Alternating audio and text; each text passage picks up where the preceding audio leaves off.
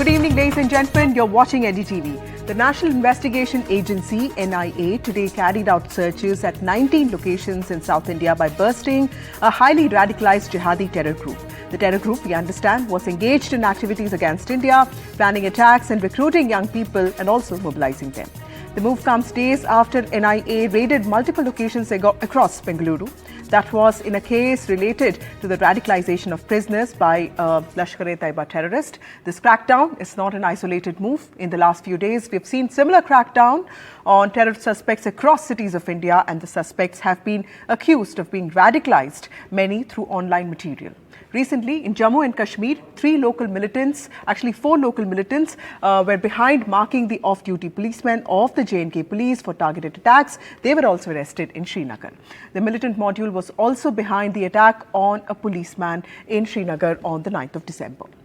Now, a week ago, this agency questioned more than 20 persons from Thane, Mumbai and Bangalore as part of its crackdown on the alleged Maharashtra module of ISIS. We saw action against banned outfit Popular Front of India PFI recently when the NIA reportedly searched at least 12 locations in 6 states and detained 10 people.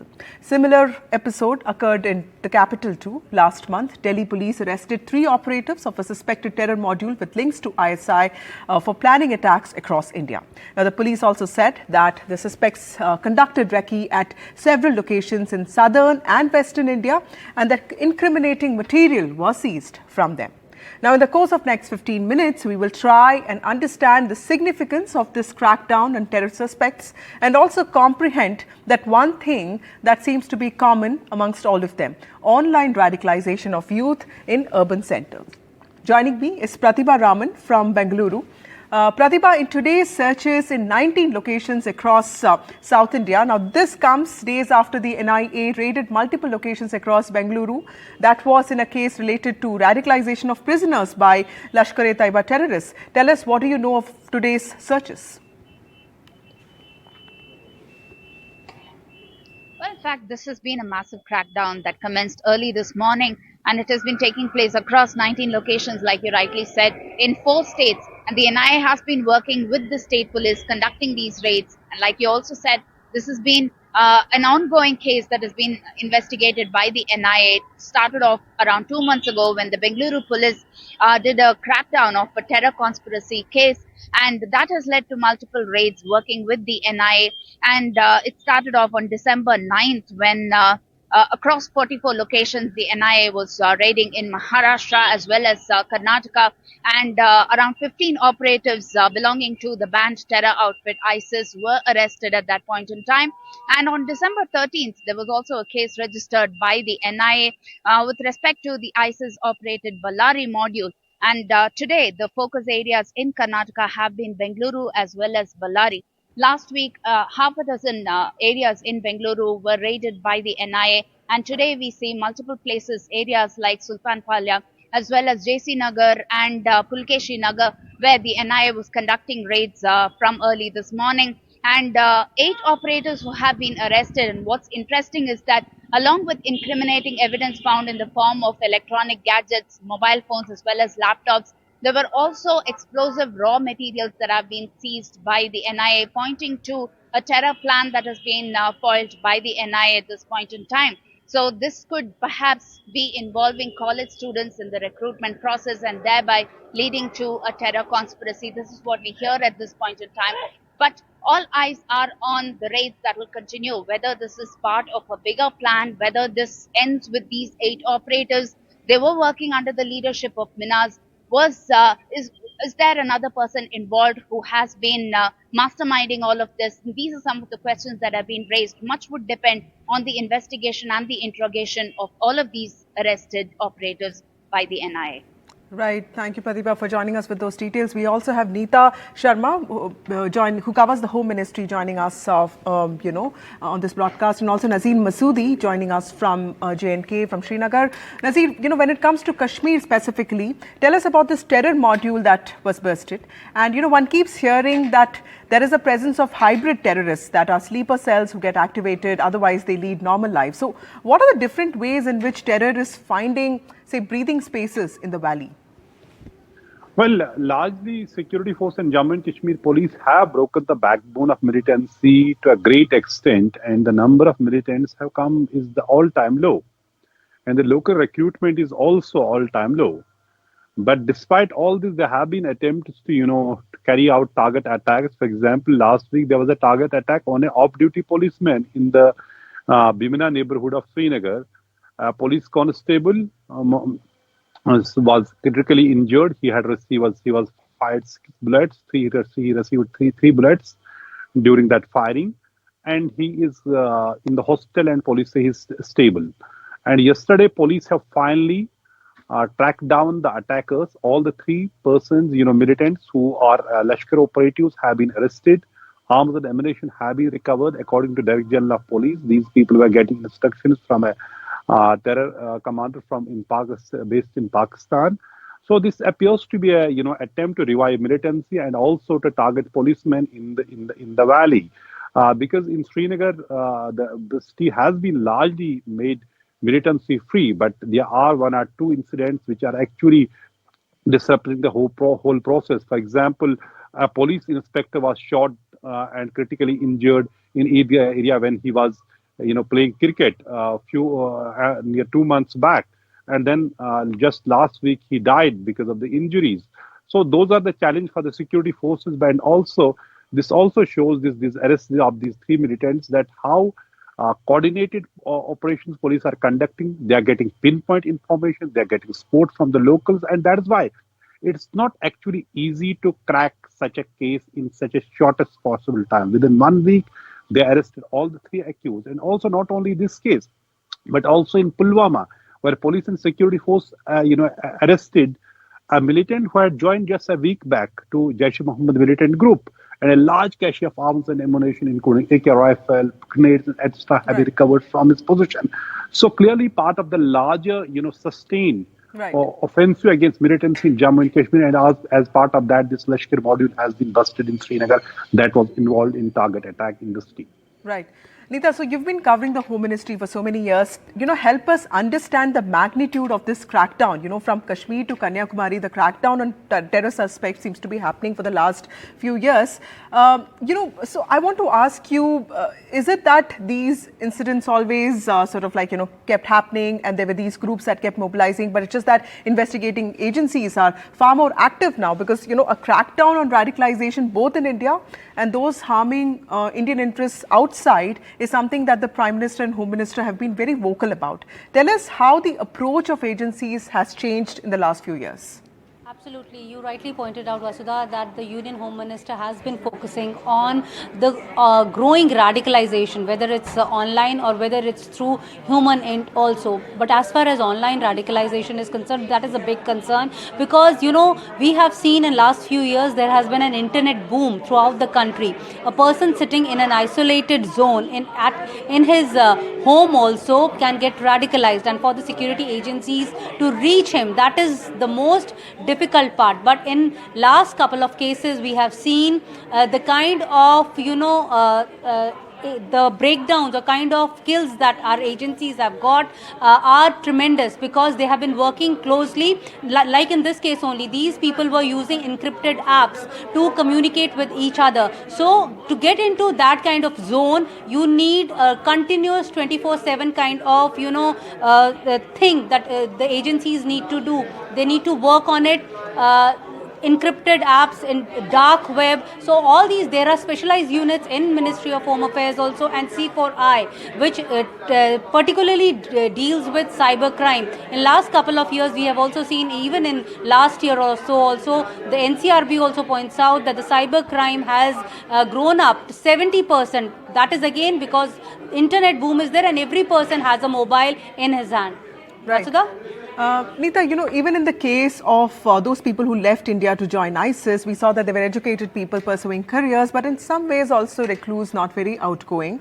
How does social media play an important role in mobilizing these young people?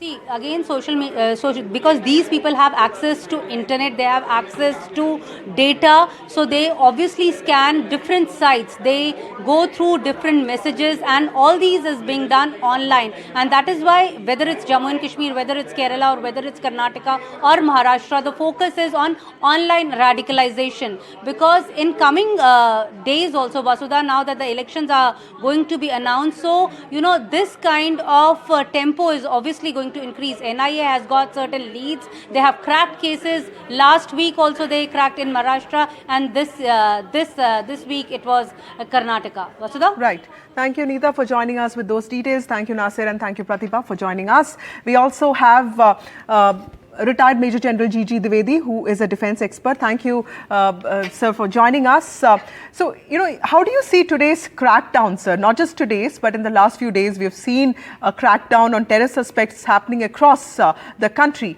How do you see something like this, sir? Well, Vasudha, firstly, always a pleasure to be on the NDTV. Before I answer your question, I'd like to state one very important facet, and that is that when you talk of national security today, that good old line between the external and internal security stands redefined. In fact, it stands obliterated. And today, when we are talking about national security, the internal security dynamics, in fact, override the external security dynamics. Having said that, now when you are looking at the India's internal security scene, it is to be seen from the multiple spectrum, because our challenges of internal security are very complex. When you talk of Pakistan, Kashmir, Jammu and Kashmir were operated number of years, it is more a proxy war. It's not only militancy or terrorism, no, it's a very, very clear-cut proxy war. When you look at the other issues like ISIS now, ISIS is down, but not out. It's still a force to reckon with. And wherever it finds opportunities, it will actually strike. And that's exactly what is happening in India, that we have certain vulnerable pockets. And you see the architecture or how you join the dots between the southern states and central India, Maharashtra, Mysore, that there are vulnerable pockets which are being exploited. I like to make 2-3 important statements. First and foremost, today's security is not a seasonal affair. It is 24/7, 365. I think Neeta mentioned about 24/7. I like to at 365. Secondly, we have to be on the ball, because all these activities, some way or the other, has needle pointing toward ISI, because ISI is the main architect which coordinates the various agencies, and it keeps changing tactics. Today we find that if you see proxy war, north of Pir Panjal is slightly dormant, but south of Pir Panjal is very active. In Punjab, where I am speaking from right now, the drone system is working. And in south, I think the ISIS is active. So when we have to look at the internal security dynamic, we have to look at the total picture and not look at it in isolation. Right. Vasudha. Sir, this is a question I asked Neeta also, and I would like you also to answer that. There is research that says that over 95% of all cases in India, the ISIS recruits started from the online sphere, and it did not necessarily end in contact with either ISIS or pro-ISIS recruiters, but the youth did get access to a lot of general propaganda that includes text documents, videos and speeches. How important is internet for terrorist organizations, and what are the ways in which they have evolved their ways of reaching out to young people? See, today technology is a game changer in all spectrum, and we cannot leave out the internal security, because everyone has today access to the what you call either the gadgets or connectivity. All these are available to a common person.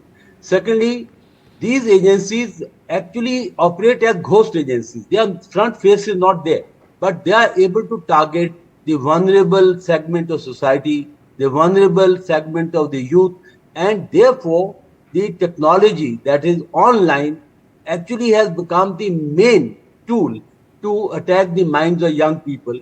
And you find that in every sphere, in every walk of life, there are certain people who are very impressionable, they are vulnerable, and they are highly exploited.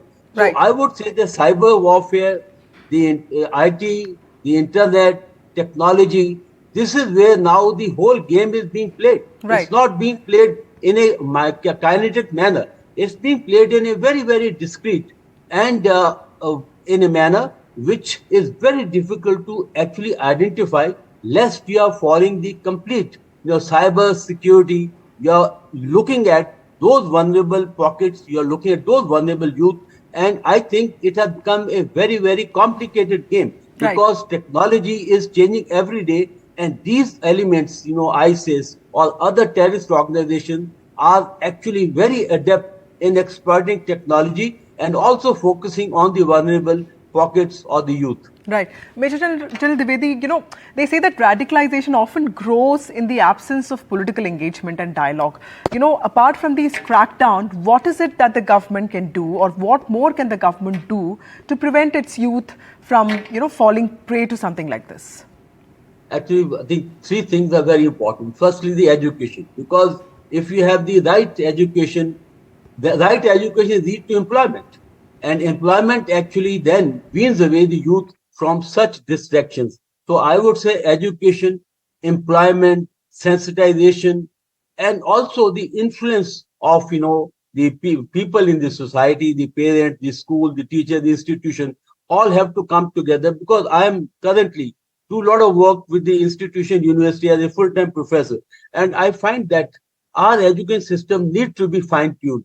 We need to ensure that our education leads to employment. Today, the youth is, there's a frustration, because you see, there's a mass exodus outside, and I belong to Punjab here. Every youth want to go out, means they don't have confidence, or the aspirations will be met within our country. So I think we need to scale up our youth, educate our youth, ensure that they are employable, rightfully employable, and their aspirations are met within our own country, rather than when they're looking out. And these are the people who are exploited, because when they are frustrated, then these agencies like IS and other organizations, or ISI, they then home on to these and ensure that they exploit them. And that's becoming actually a very, very sensitive issue. Right. Sir, in the last few years, we've also seen many countries in the West that have seen lone wolf attacks, where one radicalized individual commits an act of terror. And in that context, self-radicalization becomes important. But here we hear of youngsters coming together online and offline. So help us understand, how does mobilization work in both cases, and how critical is it to understand self-radicalization and the danger of it? Yeah, because self-radicalization takes place when you are vulnerable. When you have feel that there is some kind of frustration, your aspiration not being met, or you find slightly isolated in the society, your engagement is not with the society, parents, or the teachers. So these are the people who become then vulnerable and targeted, and they become radicalized. So the best ways, and India, I would like to say that there in India, the lone wolf attacks or lone wolf type of operators are less. Here we find that people operate in small groups, small community. And once these organizations like ISIS, ISI, or other terrorist organizations, they then try to first pick out few people, then they expand the network. And it's like cancer, very difficult to detect in initial stages. And when you detect, you find that it has already surfaced, sometimes even beyond control, like what you are seeing today. That these type of development, this type of network modules do not actually spring up overnight. They take time, and the incubation period actually, it could be in months or could be in years together. And they work very, very painfully, laboriously to ensure that they are able to get the module in place, get the module operated. But it all starts with radicalization. Radicalization then leads to certain actions, and actions then lead to terrorist action and violent actions. Right.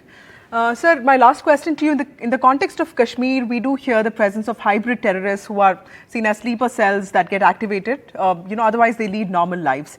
So what is a concept like this, sir? And do you think it is something that is gaining ground? No, this hybrid concept is not new. In fact, when I was operating in Delhi, good about 2 decades back, this was very much there. Means you have the sleeper cells, and they are the ones which provide what we call overground workers. They are very much leading normal life, but they also, surreptitiously help out the terrorist organizations. Means overtly, they are normal citizens. But otherwise, when you go slightly deeper, their activities are more in the help of, more in the form of helping out the terrorists in logistics, intelligence, like they provide intelligence, they provide logistics, they provide even guidance, shelter. All these are part of the overground workers. Now the new term has come hybrid because everything has become hybrid, but this is the only acronym or the new term.